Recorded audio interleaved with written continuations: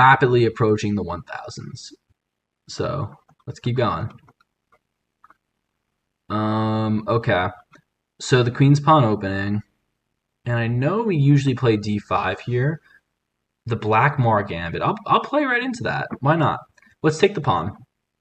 It's in theory a free pawn. I'll develop the knight to defend, but I'm not going to do much more than that. I'm not going to do much more than defend the knight. Defend the knight because yeah, look how he's immediately creating all these threats. Next up is probably something like knight. Yeah, knight to b5. I would say would be his next move. Um, Something like this. Nah, just there's no need to be cute here. There's no need to be cute. Let's just avoid the knight altogether. Our knight is defending e4. His knight is attacking e4. I'm sure he's going to want to win that piece back at some point. But no, he just keeps developing, and all the power to him. Though I posed the question bishop g4, and I'm wondering how he wants to play that. I guess he can move the bishop back. Yeah, that's what I was thinking, because after pawn takes, the pawn takes back.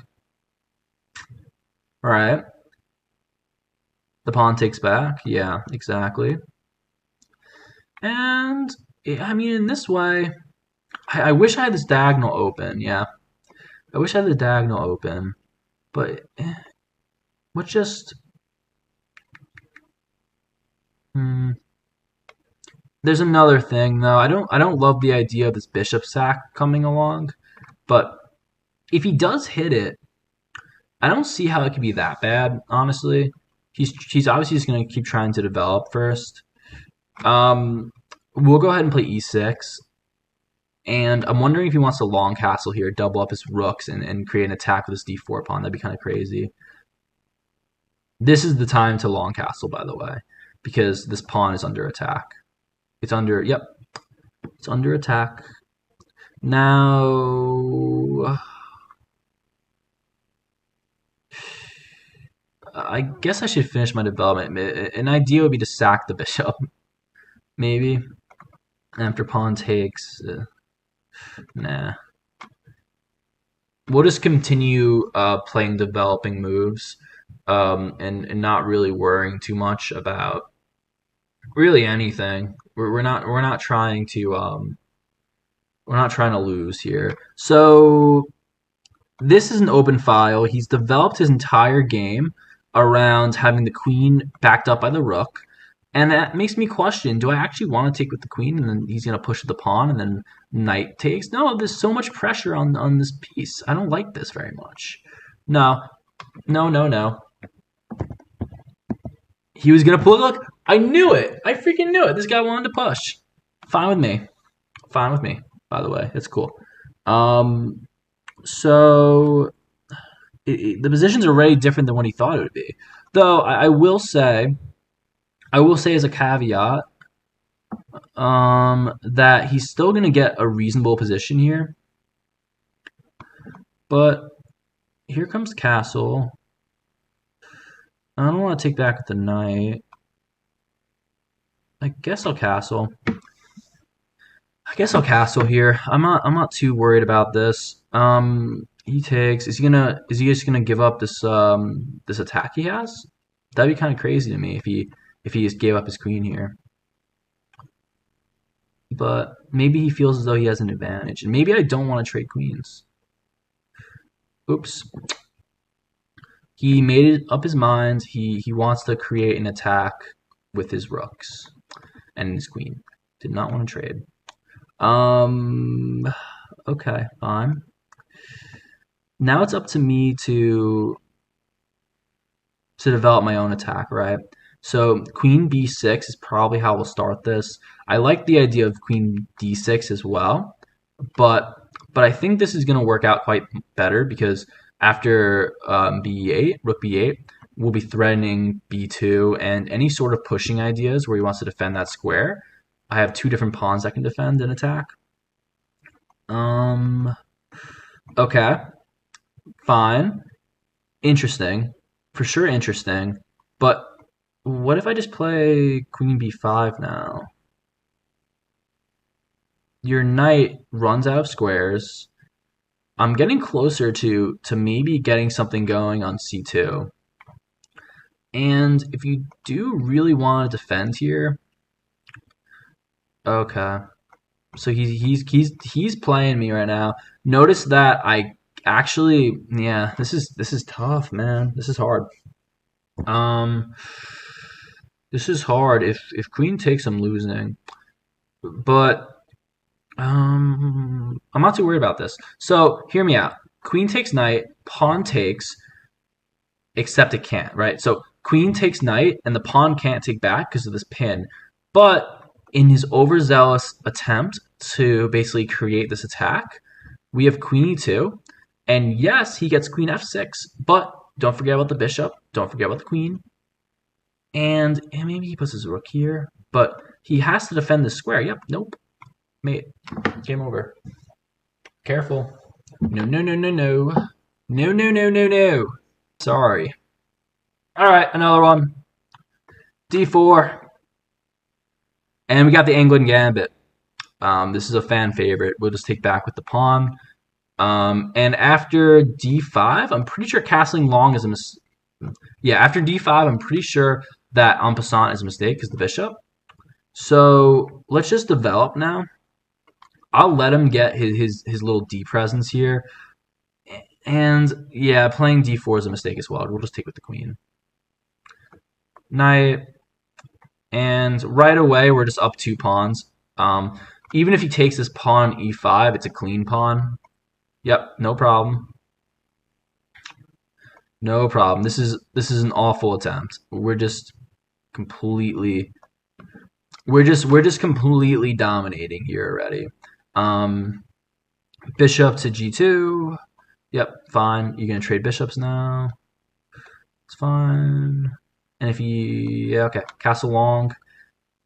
And I mean, are any of these ideas really even working? Is my question. Okay, everything's defended. I'll double attack this knight, and if he takes, it's fine. I'll just take back my pawn. We've already taken just a massive advantage. He's not gonna be able to make up for the fact that he's just down pawns. Bishop e7. Yeah, he defends that at least. Which way do I want my king? I think just here.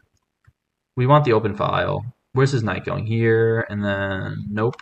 There's nothing there. There's nothing anywhere really. Let's just go here. I could make it interesting, just literally sack my rook, but I have a feeling that yep, he left that unaccounted for.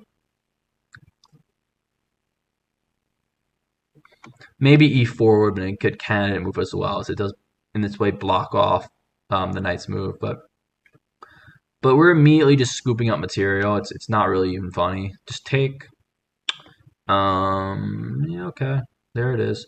But in this way, there's no real checks here. My rook just comes back to d. Yeah, okay. So here, I want to essentially try to chase this knight back to a square that doesn't really work for him. And we're doing a great job of just really milking this advantage. Notice that we just take and check. And if here, we can take here, but then he loses the piece. No, no, no. Just keep pushing.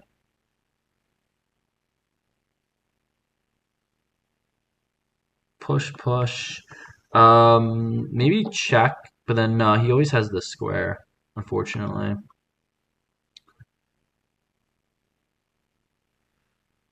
The king is unbelievably trapped, by the way. Just has no real answers to escaping, like at all. No answers at all.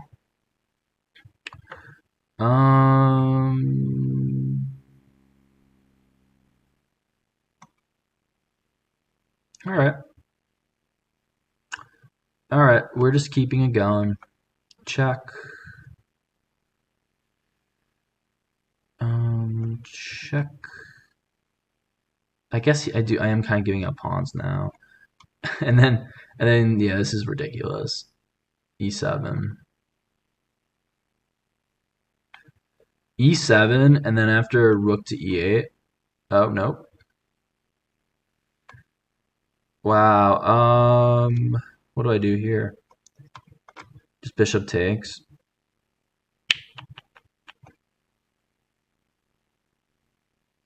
Notice that in this way.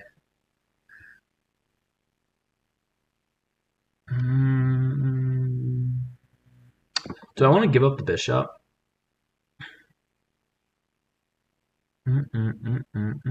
Nah, he just resigns. All right, guys. We're gonna get 1,000 here. Do we cross the 1,000 threshold? Let's find out. Okay. Okay. Here we go. So E45.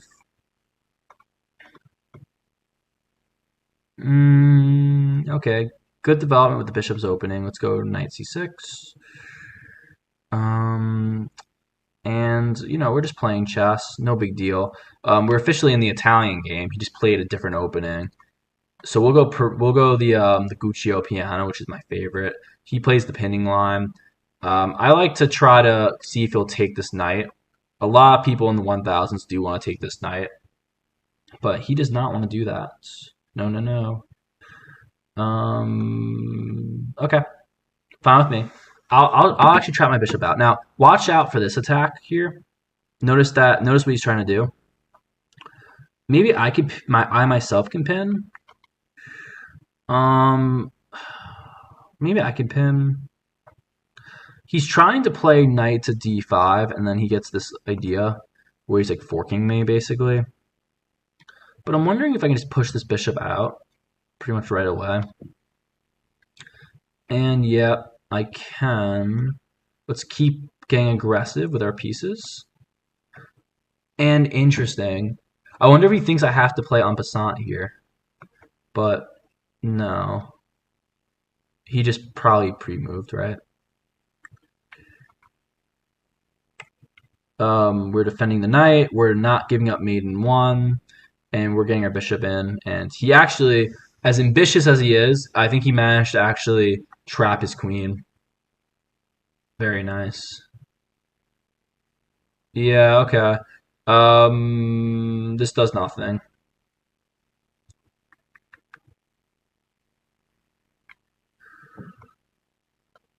Threatening the fork. You want to take, that's fine. I'll end up taking back eventually, but we're going to fork you here. We're also threatening f3. Okay. Probably just queen f6. This is a double attack. The queen is in very nice position to deliver a checkmate. And then maybe even queen e2 mate. If he does take here, it does open up the ideas of rook b8 as well, which just gives us another piece to involve in the action. This should be a pretty smooth transition to the 1000s, quadruple digits, which is a big deal. We're excited for the triple digits. Okay. So I can just threaten mate in 1, and I think there's like literally no way to stop it other than maybe bishop b3. But bishop b3, I'm pretty convinced this comes with some sort of setback. Maybe I'm overthinking this. Maybe just mate, right? Yeah. Okay. And we're now 1000.